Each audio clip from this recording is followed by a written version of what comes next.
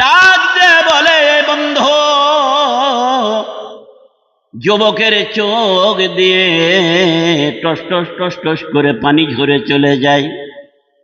কবরের যুবক জিজ্ঞাসা করছে, ভাই কাঁদছো কেন? কত বছর নামাজ পড়ছো কবরে? 450 বছর পর্যন্ত আমি এই কবরে নামাজ আদায় করছি বন্ধুরে। সঙ্গে সঙ্গে বলল, ভাই সুবহানাল্লাহ, জোরে বলুন সুবহানাল্লাহ। এই জীবিত ব্যক্তি বলল সুবহানাল্লাহ।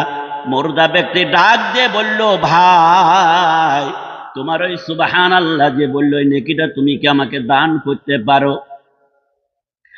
এই জীবিত ব্যক্তি বলে, ভাই